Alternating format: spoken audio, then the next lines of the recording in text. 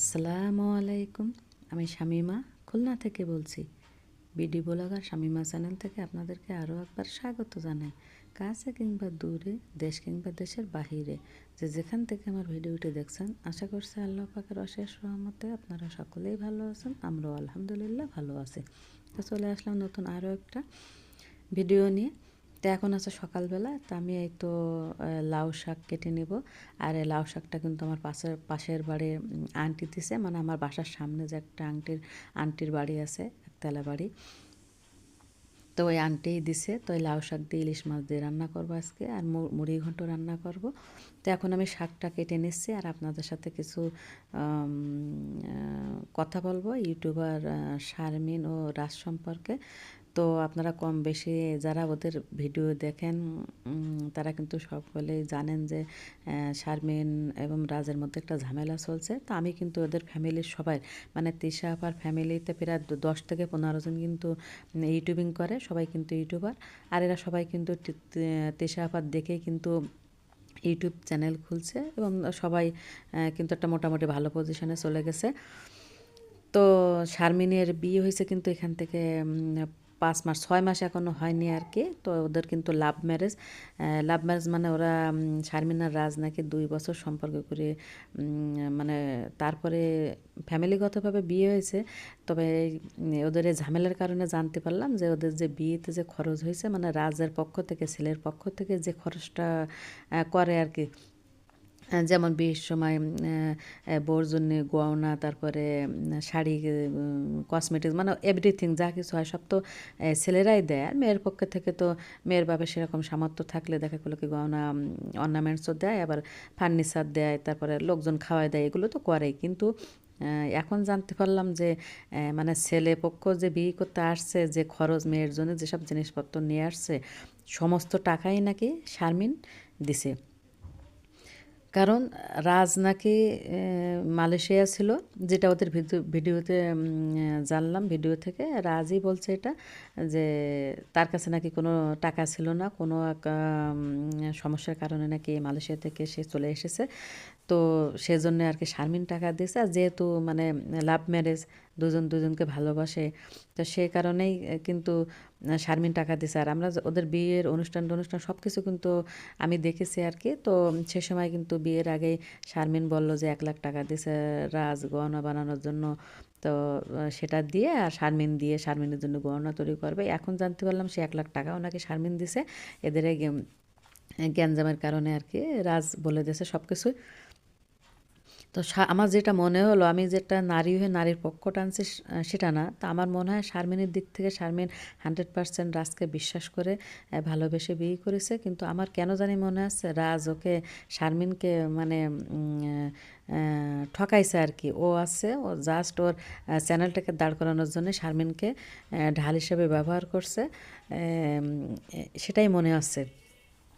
তা নাহলে এত টাকা খরচ করলো মেয়েটা, ওর বাবা নাই, নিজের ইনকামের টাকা দিয়ে বিয়ে করলো। সামান্য একটু কথা কাটাকাটি বা কি একটু নিয়েই ওদের মধ্যে একটু ঝামেলা হলো। এখন হচ্ছে শারমিনের বাপের বাড়ির থেকে যে জিনিসপত্রগুলো দিয়েছিল, ফার্নিচার সমস্ত ওর বড় ভাই বিল্লাল, তো সে ফার্নিচারগুলো সব ফেরত দিয়ে দিয়েছে। তারপর শারমিন যে জিনিসপত্রগুলো সংসারের জন্য কিনেছিল, ওখানে যে মানে সংসারে যে সে তো সংসার করার জন্যই কিনেছিল আর কি, সেগুলো সব ফেরত দিয়ে দিয়েছে। তারপরে শারমিন অনেকগুলো কাপড় চোপড় দেখলাম গিফট করেছিল, মানে ওর হাজব্যান্ডকে দিছে।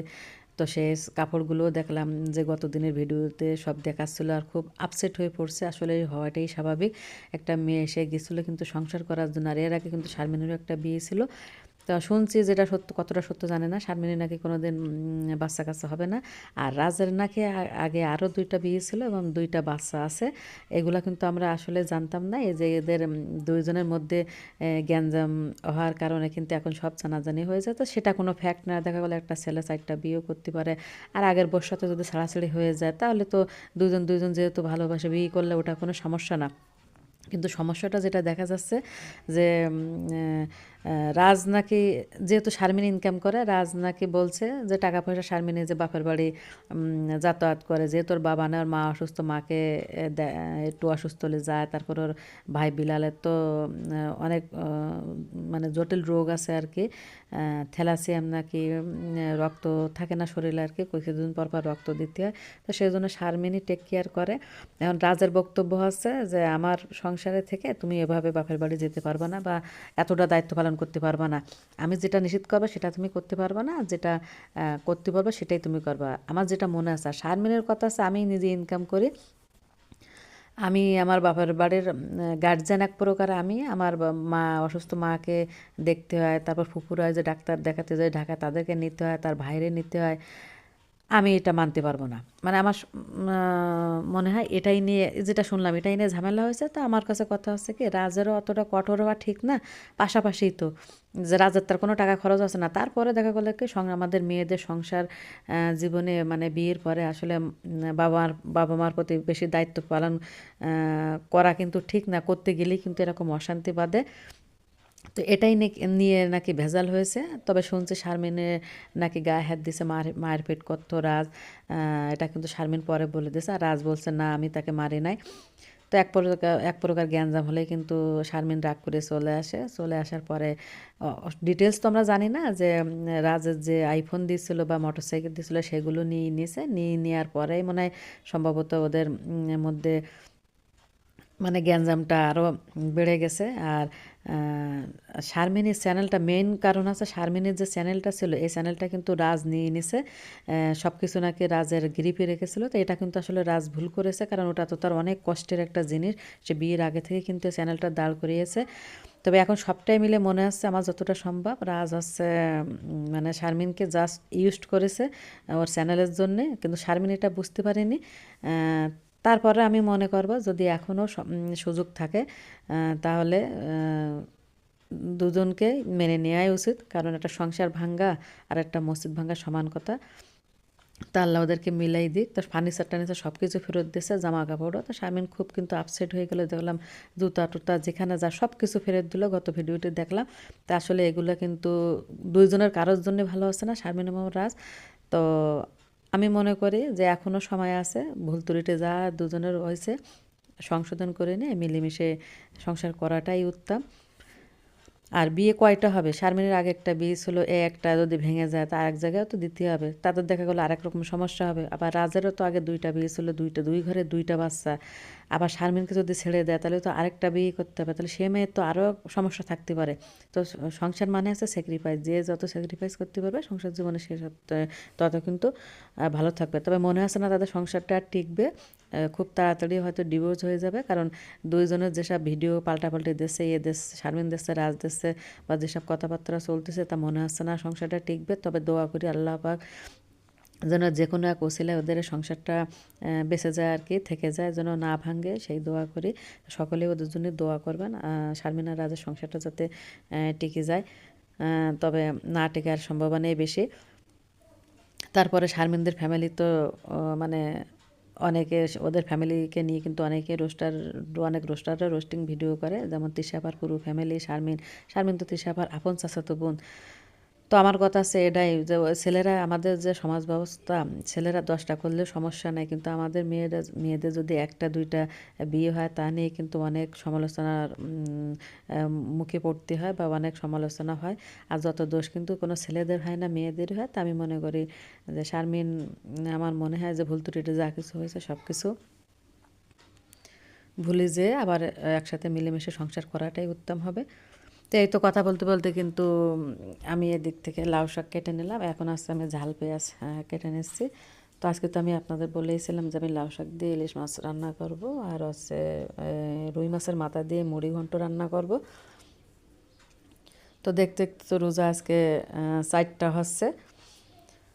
তো 4টা তো আলহামদুলিল্লাহ খুবই ভালোভাবে রোজা করা থাকতে পেরেছে। আল্লাহর দরবারে লাখ লাখ কোটি কোটি শুকরিয়া। তো বাকি যে রোজাগুলো আছে, আল্লাহ পাক যেন আমাদের সবাইকে সুস্থভাবে রোজা পালন করার তৌফিক দান করেন, সেই দোয়া করি। আর আপনারা সকলেই আমাদের জন্য দোয়া করবেন, আর আপনাদের জন্যও দোয়া থাকলো।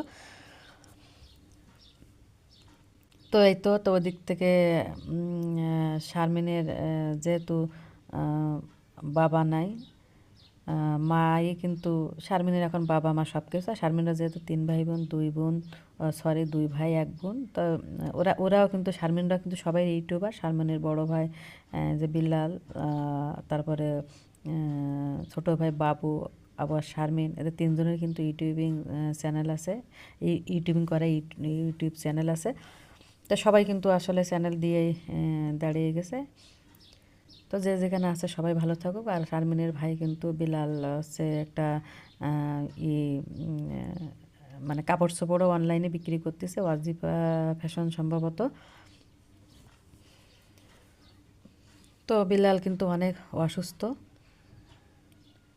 তো যে যেখানে আছে আল্লাহ পাক সবাইকে ভালো রাখুক, সুস্থ রাখুক, সেই দোয়া করি। তো আমার আজকের ভিডিওটি কেমন লেগেছে আপনারা অবশ্যই কমেন্ট সেকশনে কমেন্ট করে জানাবেন। আর ভালো লাগলে একটা লাইক দেবেন, আর খুব বেশি ভালো লাগলে আমার চ্যানেলটিকে অবশ্যই সাবস্ক্রাইব করে নেবেন। আর যারা অলরেডি কাজটি করে ফেলেছেন তাদেরকে অসংখ্য ধন্যবাদ। সকলে ভালো থাকবেন, সুস্থ থাকবেন, আর ভুল ত্রুটি হলে সুন্দর ক্ষমা দৃষ্টিতে দেখবেন। আল্লাহ হাফেজ।